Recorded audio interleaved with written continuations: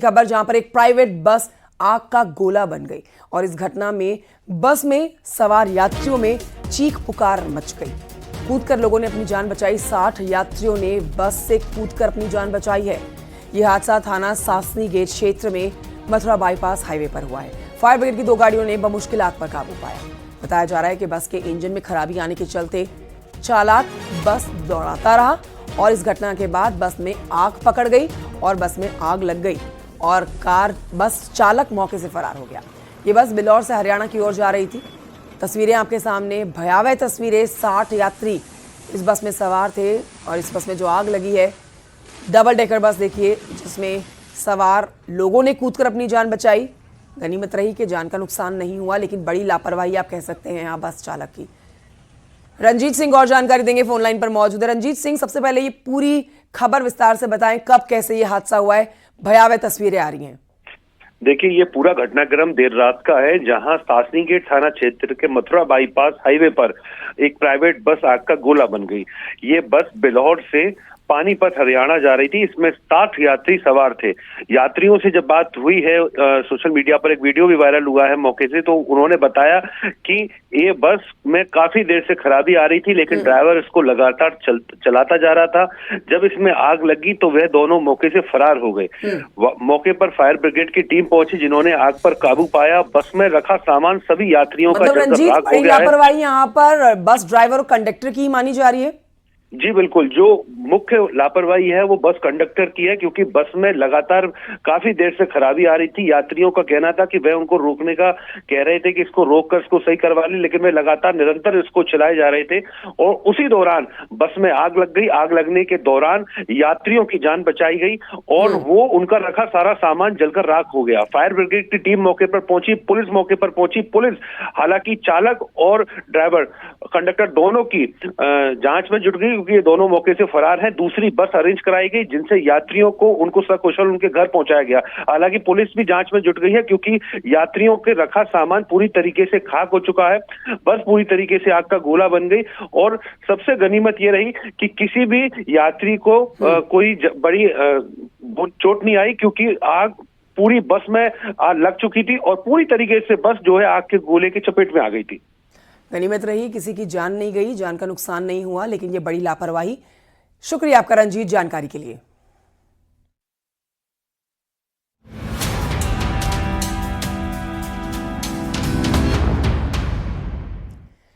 छोटे बच्चे हैं यदि आपके, तो ये खबर ध्यान से देखिए। नोएडा से खबर, जहां 7 साल की एक बच्ची की उंगलियां खेलते खेलते बेंच में लगे हुए मेटल शीट के होल में फंस गई। आसपास के लोगों में चीख पुकार मच गई। बच्ची को बचाने के लिए बच्ची की उंगलियों को उस शील्ड से बाहर निकालने के लिए पूरी कोशिश की गई, लेकिन हर कोशिश नाकाम साबित हुई। बेंच के होल में दोनों हाथ की उंगलियां बच्ची ने खेलते खेलते फंसाई और फिर कुछ इस कदर बच्ची की उंगलियां होल में फंसी कि दर्द से कराहती हुई बच्ची देखी गई। पुलिस और फायर ब्रिगेड की टीम को वहां पर बुलाना पड़ गया। कटर से उंगलियों में फंसा हुआ बेंच का हिस्सा देखिए, काटा गया है, लेकिन ये बेंच का हिस्सा बच्ची की उंगलियों में फंसा हुआ रहा है। परिवार के लोग अस्पताल लेकर पहुंचे बच्ची को। डॉक्टरों ने करीब 6 घंटे की मशक्कत के बाद बच्ची की दोनों उंगलियों को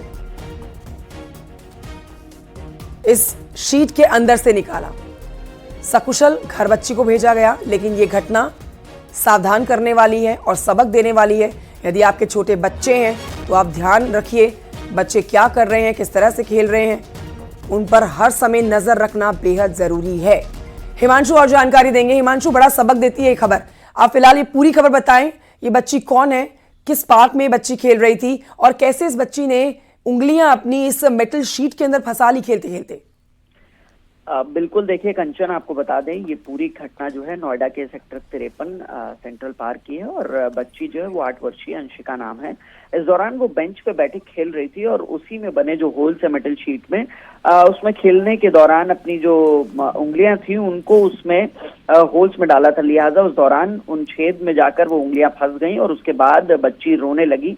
तमाम कोशिश की, क्योंकि जो आसपास लोग थे पार्क में, उस दौरान सबने कोशिश की निकालने की, लेकिन कोशिश जो है वो नाकाम रही और ऐसे में बच्ची जोर जोर से रोने लगी। इस दौरान पुलिस और फायर विभाग को भी जानकारी दी गई, तो पुलिस और फायर विभाग के अधिकारी पहुंचे। उस दौरान फायर ब्रिगेड ने अपने जो हाईटेक इंस्ट्रूमेंट्स होते हैं उनसे जो मेटल शीट थी उसको काटा, वहां से अस्पताल ले गए। अस्पताल में भी कोशिश की गई। तमाम कोशिशों के बाद जब अस्पताल में भी जो डॉक्टर्स हैं वो विफल रहे उंगलियां निकालने में, इस दौरान अपने फायर विभाग ने फिर से एक बार अपने जो इंस्ट्रूमेंट हैं उनकी मदद से जो शीट है वो पूरी काटी और बच्ची की उंगलियां निकाली। प्राथमिक उपचार के बाद बच्ची को अब घर भेज दिया गया है। बच्ची स्वस्थ है, लेकिन जाहिर तौर पे ये अलर्ट करने वाली है कि बच्चों पर नजर रखें, बच्चे कब क्या कर रहे हैं। और जब बच्चे पार्क में खेल रहे हैं तो जाहिर तौर पे इस दौरान जो माता पिता हैं उनको ध्यान देना होगा, नहीं तो इस तरीके की घटनाएं जो हैं वो जाहिर तौर पे अलर्ट करने वाली हैं। बिल्कुल, हर घड़ी बच्चों पर ध्यान रखना बहुत जरूरी है, यही सबक देती है ये खबर। बहुत शुक्रिया आपका हिमांशु जानकारी के लिए।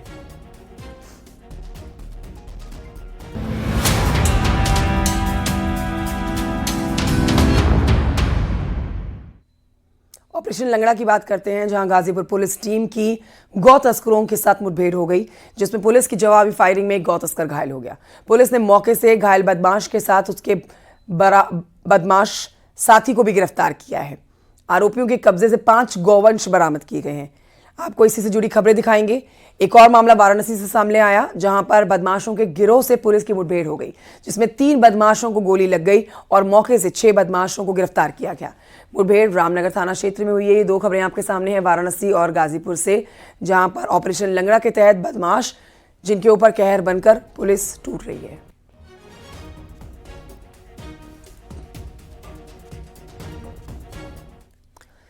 उधर गाजियाबाद के भोजपुर थाना क्षेत्र में पुलिस और बदमाशों के बीच में मुठभेड़ हुई है। इस मुठभेड़ के दौरान लुटेरों को गिरफ्तार कर लिया गया है, जिनमें एक बदमाश के पैर में जो गोली लगी है उसे पहले अस्पताल में भर्ती कराया गया। इसका एक और साथी पुलिस ने गिरफ्तार कर लिया है। इनके पास से मौके से पुलिस ने अवैध तमंचा, कारतूस, लूट की नकदी, बिना नंबर प्लेट की मोटरसाइकिल बरामद की है। पूछताछ में आरोपियों ने कबूल किया है कि कुछ दिन पहले भोजपुर क्षेत्र में एक कलेक्शन एजेंट के साथ इन्होंने लूट की घटना को अंजाम दिया था। जिससे उस घटना से बरामद कुछ रुपए व असलहा, कारतूस आदि बरामद हुए हैं। जो नीली अपाचे बरामद हुई है वो इनके द्वारा घटना में प्रयोग की गई थी। साथ ही इनके आपराधिक इतिहास की जानकारी दी गई, तो इनके विरुद्ध लूट सहित अन्य अपराध के मुकदमे कई थानों पर दर्ज हैं। इनके विस्तृत आपराधिक इतिहास की जानकारी की जा रही है तथा जो घायल बदमाश है उसे उपचार हेतु अस्पताल भेजा गया है। प्रकरण में अन्य वैधानिक कार्रवाई की जा रही है। गाजियाबाद के बाद अगली खबर हरदोई की जानिए, जहां पर थाना संडीला पुलिस और स्पेशल टीम ने संयुक्त कार्रवाई करते हुए देर रात 25,000 के इनामी बदमाश को गिरफ्तार कर लिया। मुठभेड़ में बदमाश को गोली लगी है। एनकाउंटर में घायल शातिर कासिमपुर क्षेत्र की घटना में वांटेड चल रहा था। चोरी के मामले में बाइक चोरी इसने की थी। आज देर शाम थाना कासिमपुर से एक बाइक चोरी की सूचना मिली थी। इस सूचना पर तत्काल नाकाबंदी चेकिंग स्कीम लागू की गई। इसी क्रम में थाना संडीला की पुलिस बेनीगंज संडीला मार्ग पर चेकिंग कर रही थी। चेकिंग के दौरान एक बाइक सवार आता हुआ दिखा, उसे रुकने का इशारा किया गया। उक्त बाइक सवार द्वारा पुलिस पार्टी पर फायरिंग कर भागने लगा। आत्मरक्षार्थ पुलिस ने उस पर फायरिंग की, इसमें वो घायल हो गया। पूछताछ के दौरान उसने अपना नाम सहनूर बताया। थाना संडीला अंतर्गत कई चोरियों में वांछित है। इसमें उसके ऊपर पूर्व से ही 25,000 का इनाम भी था। इसमें उसको तत्काल CHC ले जाया गया, जहां उसकी स्थिति सामान्य है। इसमें पुलिस द्वारा अग्रिम वैधानिक कार्रवाई की जा रही है। उत्तर प्रदेश सरकार ने बड़ा प्रशासनिक फेरबदल किया है। जानिए कि 14 IAS और 6 PCS ऑफिसर्स के तबादले कर दिए गए हैं। दीपक कुमार का नाम इसमें शामिल है। दीपक कुमार को कृषि उत्पादन आयुक्त की अतिरिक्त जिम्मेदारी मिली है। पीलीभीत, महाराजगंज, हरदोई के साथ ही 4 जिलों के DM बदले गए हैं। अनुनय झा हरदोई जिलाधिकारी बनाए गए हैं। ज्ञानेंद्र सिंह को पीलीभीत जिलाधिकारी बनाया गया है। संतोष कुमार शर्मा महाराजगंज के जिलाधिकारी बनाए गए हैं। मृणाली अविनाश जोशी को सिद्धार्थनगर का मुख्य विकास अधिकारी बनाया गया है। तो वो लिस्ट आपके सामने है, जिसमें यूपी में ये बड़ा प्रशासनिक फेरबदल हुआ है। अक्सर आप ऐसे प्रशासनिक फेरबदल होते हुए देखते हैं, जहां पर जिसका रिपोर्ट कार्ड योगी सरकार को बेहतर तरीके से नहीं मिलता, उसी के तहत इस तरह के तबादले किए जाते हैं, या जिस एरिया में जिस अधिकारी की ज़्यादा ज़रूरत मानी जाती है, इसलिए भी ये तबादले किए जाते हैं। फिलहाल ये बड़ा प्रशासनिक फेरबदल, जिसमें आपको वो लिस्ट भी दिखा रहे हैं, जिसमें 14 IAS, 6 PCS ऑफिसर्स के नाम शामिल हैं।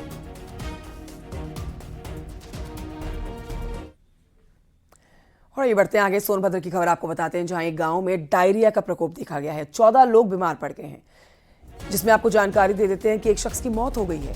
बताया जा रहा है कि लोगों को उल्टी और दस्त की शिकायत हुई, लोगों की हालत गंभीर हो गई।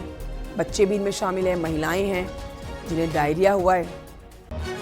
प्राथमिक स्वास्थ्य केंद्र में भर्ती कराया गया, जहां डॉक्टर ने जानकारी दी है इस पर कि जिनकी हालत गंभीर है उन्हें आगे रेफर किया गया है।